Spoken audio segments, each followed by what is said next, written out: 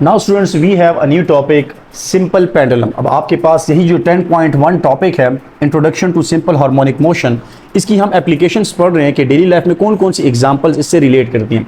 इसमें से एक और चीज़ है जिसको हम बोलते हैं सिंपल पेंडुलम, जो इसी इक्वेशन को ओबे करता है। हमने क्या करना है, सिंपल पेंडुलम को थोड़ा बहुत स्टडी करना है। सिंपल पेंडुलम आपके पास एक ऐसी चीज़ है कि जो एक तार होती है और उस तार के साथ एक मास अटैच होता है और इस तार का जो अपर एंड है वो किसी भी सपोर्ट के साथ अटैच होगा। तो आप इसकी सिंपल डेफिनेशन इस तरीके से लिख सकते हैं कि आपके पास एक आइडियलाइज्ड मॉडल है, या आपके पास एक आइडियलाइज्ड मॉडल है,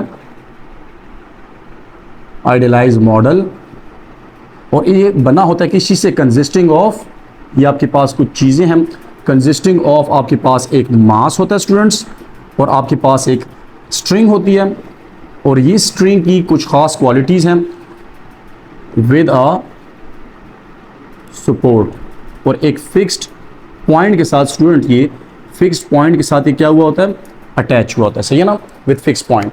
तो अब आप यहाँ पर नोट करें कि यहाँ पर मैंने आपको बताया कि एक आपके पास मास है, तो मैं यहाँ पर एक डायग्राम बना लेता हूँ स्टूडेंट्स, और उसी के थ्रू हम इसको आगे सॉल्व करेंगे स्टूडेंट्स।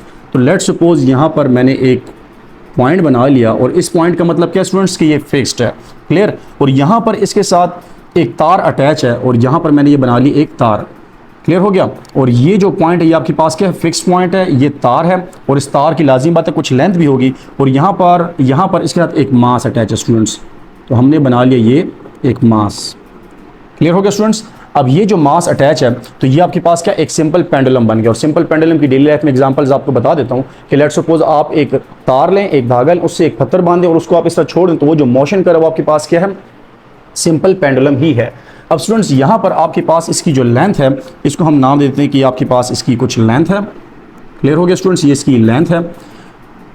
तो स्टूडेंट्स इसकी कुछ लेंथ भी होगी जिसको हम एल से डिनोट कर लेंगे। अब हम यहाँ पर क्या करते हैं कि इस मास को अगर एक पर्सन यहाँ से उठा के एक और पॉइंट पर ले आते हैं, लेट सपोज एक पर्सन ने इसको यहाँ से उठाया और एक और पॉइंट पर ले आया, लेट सपोज यहाँ तक ले आया, क्लियर हो गया स्टूडेंट्स। तो लाज़मी बात है ये यहाँ पर एक मोशन स्टार्ट कर देगा, एक इसका ये पॉइंट बन जाएगा और एक और यहाँ पर इसका पॉइंट बन जाएगा स्टूडेंट्स, ये एक और पॉइंट बन गया, लेट सपोज ये इसका मास यहाँ पर आ जाएगा, और ये बॉडी इसी के दरमियान क्या करेगी, अपनी मोशन को कंटिन्यू रखेगी। अब यहाँ पर आप नोट करें कि ये इस तरह की मोशन करता क्यों है, अपनी मीन पोजीशन। अब इसके कुछ पार्ट्स हैं, ये पढ़ लेते हैं स्टूडेंट्स। ये जो पॉइंट है इसको हम क्या बोलते हैं, इसकी मीन पोजीशन, जिसको हम किससे डिनोट करेंगे, ओ से भी डिनोट करेंगे, लेकिन ये इसकी क्या है, मीन पोजीशन। ये इसकी क्या है, एक्सट्रीम पोजीशन, जिसको हम किससे डिनोट करेंगे, ए से, और ये भी इसकी है एक्सट्रीम पोजीशन, लेकिन इसको हम डिनोट करेंगे बी से, तो ओ ए बी, क्लियर हो गया। अब स्टूडेंट्स यहाँ पर आप नोट करें ये जो मास है ये यहाँ पर अगर लेट सपोज शुरू में ये अपनी इनिशियल पोजीशन पर ही है, तो इसका जो वेट है वो किधर को है, वेट डाउनवर्ड है, और उसके बीच में एक फोर्स लग रही है जो कि किस तरफ को है, अपोजिट डायरेक्शन में लग रही है, ये टेंशन फोर्स है स्टूडेंट्स। तो यहाँ पर आप नोट करें कि यहाँ पर जो इसका वेट है ये बैलेंस हो रहा है किसके साथ, इसकी टेंशन के साथ। तो ये दोनों एक दूसरे को क्या कर रहे हैं स्टूडेंट्स, बैलेंस आउट कर रहे हैं, जिसकी वजह से ये जो मास है ना नीचे जाता है ना ऊपर जाता है और अपनी जगह पर ही स्टेशनरी पड़ा हुआ है, तो इस वजह से ये मोशन नहीं करता। लेकिन अब आप स्टूडेंट्स क्या करते हैं कि इसके ऊपर एक फोर्स लगाते हैं, एक्सटर्नल फोर्स अप्लाई करते हैं, इसको उठा के कहाँ से कहाँ पर ले, यहाँ से इस पॉइंट पर स्टूडेंट्स ले आते हैं, क्लियर हो गया। तो लाजिमी बात आपने इसके बीच में क्या चीज़ अप्लाई कर दी स्टूडेंट्स, एक्सटर्नल फोर्स आपने स्टूडेंट्स इसके ऊपर अप्लाई कर दी। अब आपने इसके ऊपर जब एक्सटर्नल फोर्स अप्लाई की तो ये बॉडी यहाँ तक आ गई, और अब आप यहाँ पर अगर नोट करें तो यहाँ से आप इसको जैसे ही छोड़ेंगे तो किस तरफ को आएगा, वापस अपनी मीन पोजीशन की तरफ ये आने की कोशिश करेगा और आएगा भी। तो स्टूडेंट्स यहाँ पर देखिए वापस मीन पोजीशन की तरफ क्यों आ रहा है, तो आप यहाँ पर इसके कंपोनेंट्स बनाएंगे स्टूडेंट्स। अब स्टूडेंट्स यहाँ से हम क्या कर लेंगे, इसके कुछ कंपोनेंट्स बनाएंगे। इसका जो असल में वेट है वो किस साइड पर लग रहा है स्टूडेंट्स, डाउनवर्ड इसका वेट लग रहा है, वेट इसका है डाउनवर्ड, और आपको पता होना चाहिए कि वेट बराबर होता है किसके, mg के।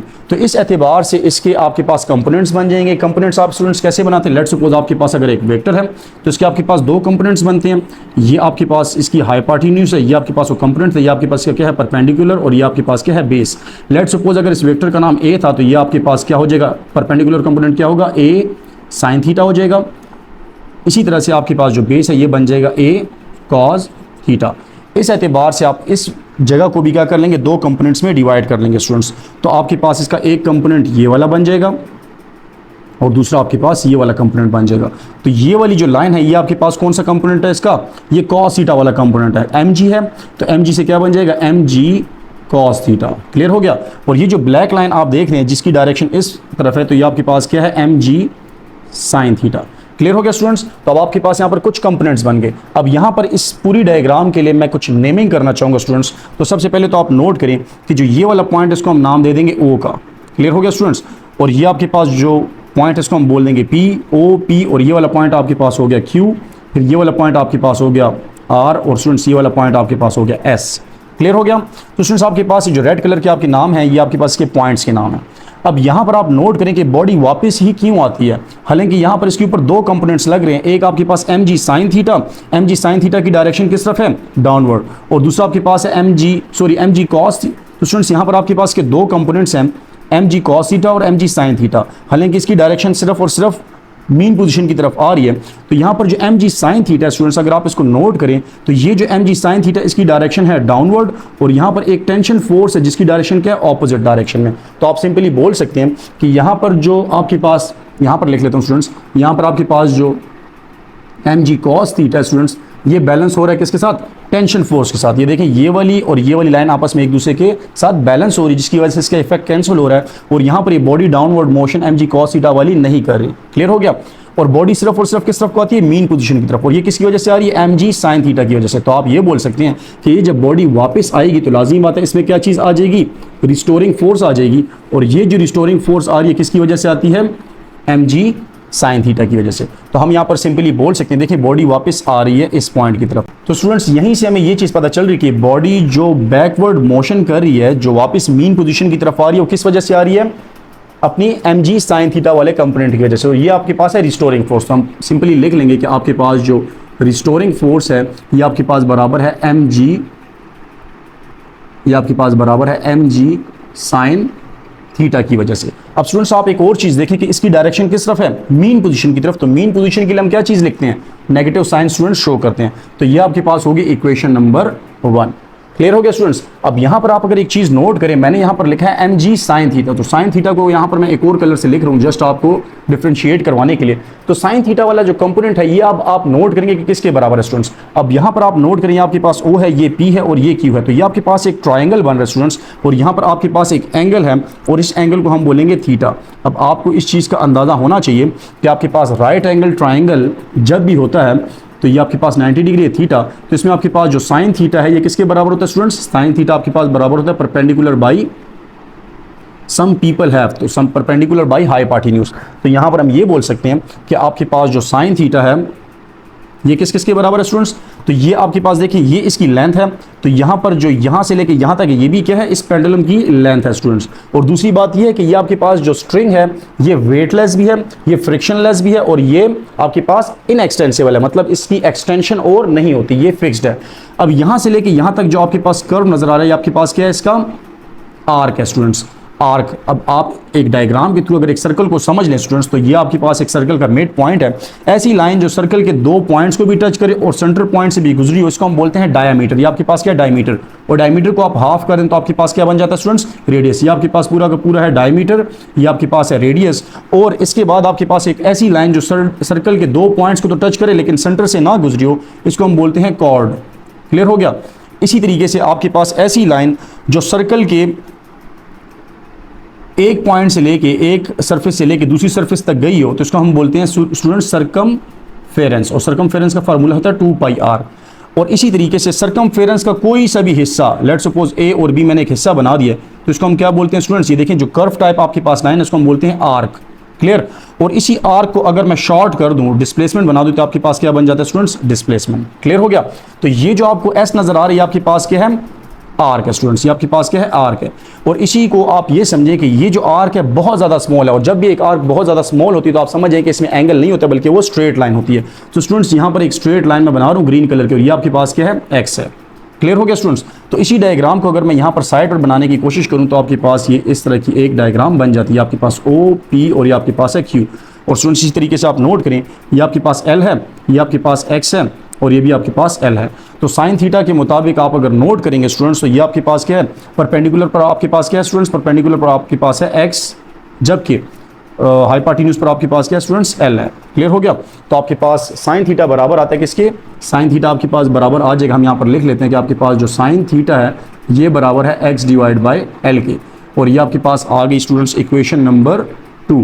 और हम कर लेते हैं इसी को पुट 2 in 1, इसको जब हम 1 में पुट करेंगे स्टूडेंट्स तो आपके पास आ जाएगा F restoring equal to minus M G, और साइन थीटा की जगह पर स्टूडेंट्स मैं क्या लिख दूंगा, x divide by L. Clear. और ये आपके पास आ गई इक्वेशन नंबर 3। अब स्टूडेंट्स यहाँ पर आप अगर एक चीज़ नोट करें कि ये रिस्टोरिंग फोर्स है, तो लाजिमी बात है रिस्टोरिंग फोर्स जब ये बॉडी वापस आ रही होगी तो इसके बीच में एक्सेलरेशन भी प्रोड्यूस होगी। तो according to second law of motion, according to second law आपके पास फोर्स बराबर होती है एम ए के, और यहाँ पर जो ये फोर्स है कौन सी है, रिस्टोरिंग फोर्स ही है। तो स्टूडेंट्स ये आपके पास इक्वेशन नंबर हो गई 4। अब आप नोट करें ये वाली इक्वेशन और ये वाली equation, equation number 3 equation number 4 को हम आपस में क्या कर देंगे, कंपेयर कर देंगे। तो हम बोलेंगे कंपेयरिंग 3 and 4। तो 3 और 4 को स्टूडेंट्स हम जब आपस में कंपेयर करते हैं तो लेफ्ट हैंड साइड दोनों की बराबर है, तो राइट हैंड साइड को हम आपस में लिख देंगे। तो हम लिखेंगे M A equal to minus M G X divide by L कर देंगे स्टूडेंट्स। अब आप यहाँ पर नोट करें ये वाला मास और ये वाला मास आपस में कैंसिल हो जाएगा, तो आपके पास आ जाएगा ए इक्वल टू माइनस जी और नीचे डिवाइड बाई एल कर दिया स्टूडेंट्स, और एक्स को अलग कर दिया। अब अगेन आप नोट करें कि ए को भी मैंने यहाँ पर अकेला छोड़ दिया, एक्स को भी अकेला छोड़ दिया, जी बाई एल आपके पास क्या कर दिया मैंने, अलग कर दो। इस इक्वेशन का नाम हम रख देते हैं इक्वेशन नंबर 5। ये इक्वेशन काफ़ी इंपॉर्टेंट स्टूडेंट्स, इसलिए मैं इसको यहाँ पर हाईलाइट कर रहा हूँ। क्लियर। अब स्टूडेंट्स यहाँ पर एक चीज़ नोट करें कि आपके पास जो जी बाई एल है, ये जी डिवाइड बाई एल, तो L तो आपके पास यहाँ पर है कांस्टेंट। क्यों? क्योंकि यहाँ पर आपके पास इस L की वैल्यू जो लेंथ है, लेंथ ऑफ जो स्ट्रिंग है ये चेंज नहीं हो रही। क्लियर। तो ये आपके पास कांस्टेंट है, और G भी आपके पास यहाँ पर कांस्टेंट है। हालांकि हमने तो ये पढ़ा कि स्मॉल g आपके पास कांस्टेंट वैल्यू नहीं है बल्कि वो वेरिएबल है। लेकिन एक चीज़ याद रखें, ये एक्सपेरिमेंट जो परफॉर्म किया जा रहा है near the surface of earth perform किया जा रहा है, और near the surface of earth आपके पास जो G की वैल्यू है वो एक्चुअली 9.8 होती है। और अगर आप चाहते हैं कि ये 9.8 से 9.7 तक हो जाए, 9.6 तक हो जाए, तो इसके लिए स्टूडेंट्स आपको बहुत ज़्यादा एल्टीट्यूड पर जाना होगा, बहुत ज़्यादा हाइट गेन करनी पड़ेगी, तब जाके आपके पास जी की वैल्यू चेंज होगी। लेकिन ये तो हम एक ही जगह पर परफॉर्म कर रहे हैं, तो यहाँ पर जी की वैल्यू चेंज नहीं हो रही, इस वजह से हम बोलेंगे कि जी भी आपके पास कांस्टेंट है, और ये दोनों वैल्यूज़ आपके पास स्टूडेंट्स के हैं कांस्टेंट है। तो इस लिहाज से हम बोल सकते हैं कि आपके पास जो ये जी बाई एल है इसकी जगह पर हम क्या लिख देंगे, कांस्टेंट। यहाँ पर हम माइनस डालेंगे, यहाँ पर हम इक्वल डालेंगे, और यहाँ पर आपके पास है ए, और यहाँ पर हमने क्या लिख दिया स्टूडेंट्स, एक्स लिख दिया, और ये आपके पास होगी इक्वेशन नंबर 6। क्लियर हो गया स्टूडेंट्स। अब फाइनली हम क्या कर देंगे, रिवर्स इंजीनियरिंग के मुताबिक हम क्या कर देंगे, इस कांस्टेंट को यहाँ से हटाएंगे, और यहाँ पर आपके पास प्रोपोर्शनलिटी साइन आएगा, माइनस आएगा, और कांस्टेंट हट गया, और आपके पास क्या आ जाएगा, एक्स आ जाएगा। अब आप नोट करें तो ये वाली जो इक्वेशन है ये आपके पास सिंपल पेंडुलम के लिए आ गई, और ये आपके पास कौन सी इक्वेशन है, सिंपल हार्मोनिक मोशन की ही इक्वेशन है। इसका मतलब ये हो गया कि सिंपल पेंडुलम भी आपके पास किस रूल को ओबे करता है, SHM को ओबे करता है। क्लियर हो गया स्टूडेंट्स। अब स्टूडेंट्स इसी के साथ आपके पास एक और चीज़ है जिसको हम बोलते हैं टाइम पीरियड। तो यहाँ पर अगर मैं इसका टाइम पीरियड फाइंड करना चाहता हूँ, टाइम पीरियड अगर हम इसका फाइंड करना चाहते हैं स्टूडेंट्स, तो इसके टाइम पीरियड के लिए आपको पहले से इक्वेशन दी गई है आपकी बुक में, T is equal to 2 pi under root L divide by G. Students ये वैल्यू आपको दी गई है, लेकिन ये हम फाइंड कैसे करेंगे, तो सिमिलरली आपके पास जो कांस्टेंट है वो किसके बराबर है स्टूडेंट्स, कांस्टेंट आपके पास बराबर होता है 4 pi square divide by T के। तो पिछले इक्वेशन हमने एक निकाली थी, उसके मुताबिक आपके पास ये जो कांस्टेंट है स्टूडेंट, मैं यहाँ पर लिख रहा हूँ, ये कांस्टेंट आपके पास बराबर है 4 pi square divide by T square के। तो ये वाली इक्वेशन स्टूडेंट्स अगर आप नोट करें, मैं इस जगह पर पुट कर दूं, तो मेरे पास जो इक्वेशन नंबर 6 है इससे क्या बन जाएगा, इससे बन जाएगा A equal to minus 4 pi square divide by T square, और यहाँ पर क्या आ जाएगा स्टूडेंट्स, एक्स। क्लियर आ गया, यहाँ पर आपके पास एक्स लिखा हुआ था, और ये आपके पास इक्वेशन नंबर हो गई 7।